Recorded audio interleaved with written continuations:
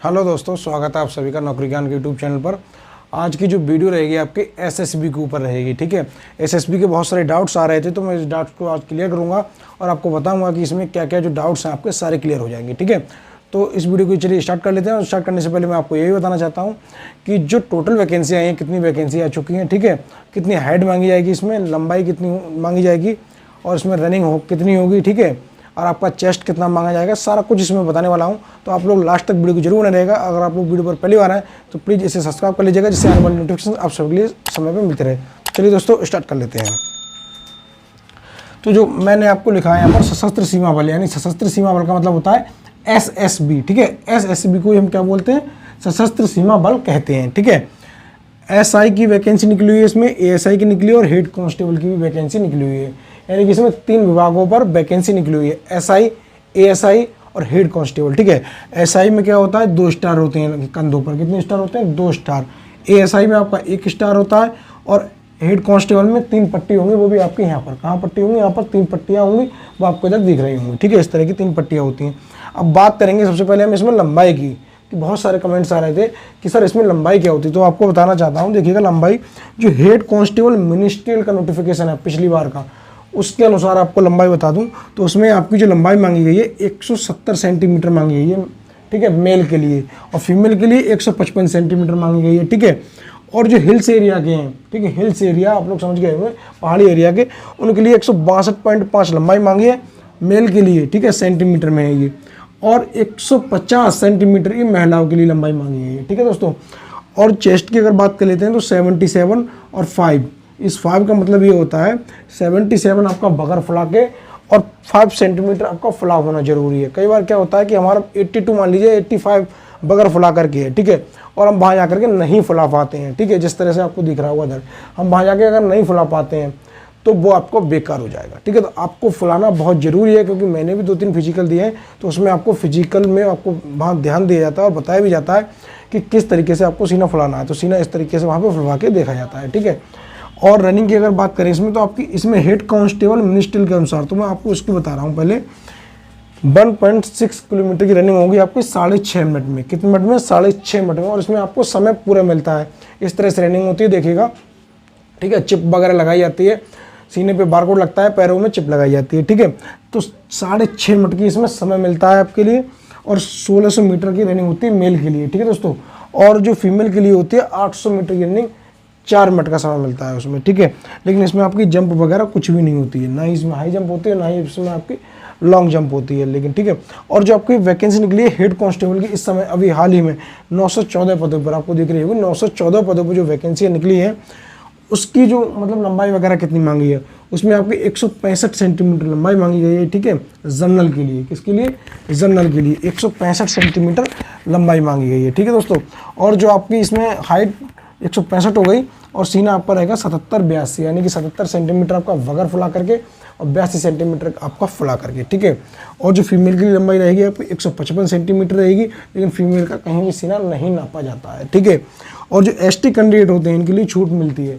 ठीक है, इसमें इनके लिए कितनी छूट मिलेगी, 162.5 सेंटीमीटर। ठीक है, ये मीटर नहीं है, ये सेंटीमीटर है। 162.5 सेंटीमीटर इनकी लंबाई होगी, और इनके लिए चेस्ट कितना रहेगा, 76 और 81। ठीक है, तो 5 सेंटीमीटर का इनके लिए भी फुलाव जरूरी है। कितना जरूरी है, 5 सेंटीमीटर का। ठीक है, इसमें सबसे पहले क्या है आपका, सबसे पहले होगा फिजिकल होगा इसमें, उसके बाद में आपका इसमें रिटन होगा, ट्रेड टेस्ट होगा, ठीक है, मेडिकल होगा, और फिर आपका इसमें फाइनल सिलेक्शन हो जाएगा। ठीक है दोस्तों, अब बात करेंगे हम कमेंट्स के बारे में, जो मेरे पास कमेंट्स आए थे।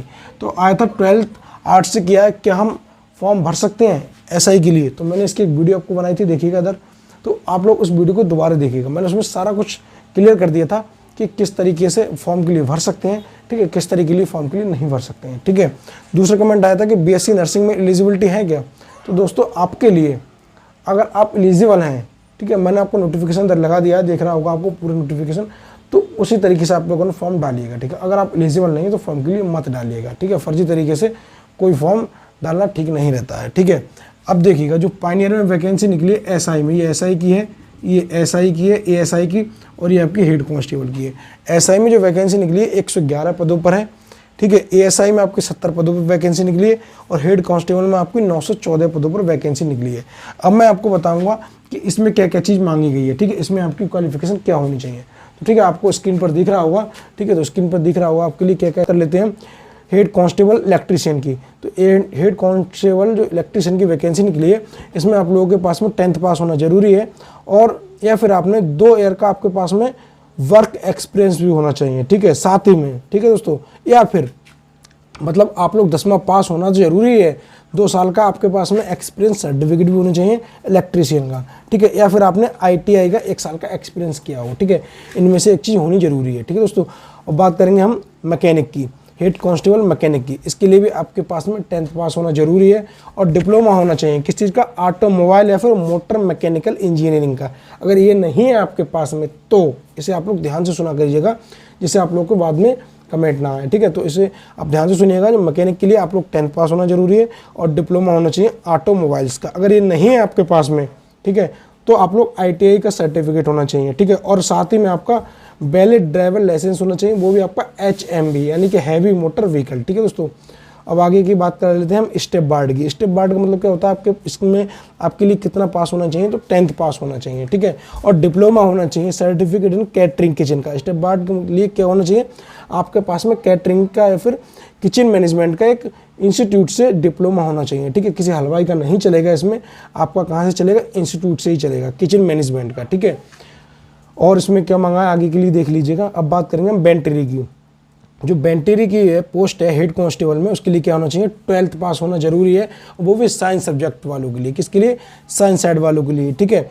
साइंस साइड से अगर जिन्होंने 12th पास किया है, ठीक है, और आपके पास में बायोलॉजी होनी चाहिए, मैथ नहीं होनी चाहिए, बायोलॉजी होनी चाहिए, ठीक है, और साथ में आपका 2 साल का डिप्लोमा भी होना चाहिए, किसमें, बेंटेरी एंड लिव स्टॉक डेवलपमेंट और वेंटेरी स्टॉक में, ठीक है, असिस्टेंट और animal husbandry from a recognised institute, यानी कोई इंस्टीट्यूट से आपके पास में जो इसका संबंधित इंस्टीट्यूट है, वहाँ से आपके लिए पास में 2 साल का डिप्लोमा भी होना चाहिए, तभी आप इसमें फॉर्म भर सकते हैं, और 12th पास होना चाहिए बायोलॉजी के साथ में, ठीक है। और जो हेड कांस्टेबल कम्युनिकेशन की वैकेंसी निकली है, इसमें मैं आपको बताता हूँ इसमें क्या चीज़ है। इसमें आपके पास में 12th पास होना चाहिए, साइंस साइड से फिजिक्स केमिस्ट्री और मैथ होना चाहिए, इसमें बायोलॉजी वाले नहीं डाल सकते हैं, ठीक है, इस चीज़ को ध्यान रखिएगा। कौन नहीं डाल सकता है, बायोलॉजी वाले। कौन डाल सकता है, मैथमेटिक्स वाले, साइंस साइड वाले, ठीक है। या फिर अगर ये नहीं है आपके पास में 12th, तो आपके पास में 3 साल का डिप्लोमा होना चाहिए इलेक्ट्रॉनिक्स ऑफ कम्युनिकेशन का या फिर कंप्यूटर साइंस का, ठीक है, ये चीज़ें होनी चाहिए। और इसमें जो एज वगैरह मांगी गई है, ठीक है दोस्तों, जो एज का चार्ट अगर इसमें जो मांगा गया है वो आपको इधर दिख रहा होगा, एज इसमें क्या क्या मांगी गई है, ठीक है। 18 साल भी कुछ पोस्टों में है, कुछ में 21 साल भी है, तो टोटल मैंने इसका पूरा चार्ट लगा दिया है, ठीक है। और आपको अब मैं दिखाऊंगा, देखो BMP चार्ट, जो BMP होता है, कितनी लंबाई के अनुसार कितना वजन होना चाहिए, महिलाओं में भी, ठीक है, और आपके मतलब पुरुषों में भी, दोनों में। तो आपको BMP चार्ट दिख रहा होगा, इसी चार्ट के अनुसार आपके जो वजन वगैरह होता है सारा कुछ होना चाहिए, ठीक है दोस्तों। अगर आपका अभी भी कोई कमेंट बचा हो तो, या फिर आपका अभी भी कोई डाउट बचा हो, तो प्लीज़ कमेंट कीजिएगा, मैं उसको का भी आंसर देने की कोशिश करूँगा, ठीक है दोस्तों। और आपको एक चीज़ और बताता हूँ, अगली जो वीडियो लेकर के आऊँगा आपको, आप लोग कमेंट करके बताइएगा कि जो सैलरी स्लिप में लेकर आऊँ या नहीं आऊँ, ठीक है। आपको बताना कैश इनके हाथ में कितना पैसा आता है, कितना करता है, DA कितना इन्हें मिलता है, ठीक है, HRA कितना मिलता है, ठीक है, और राशन मनी कितनी मिलती है, ठीक है, दारू का पैसा कितना मिलता है, सब कुछ बताऊंगा इसमें। अगर आप लोग कमेंट करेंगे तो मिलते हैं नेक्स्ट वीडियो में, ठीक है। लेकिन जाने से पहले चैनल की सब्सक्राइब कर लीजिएगा, और मिलते हैं नेक्स्ट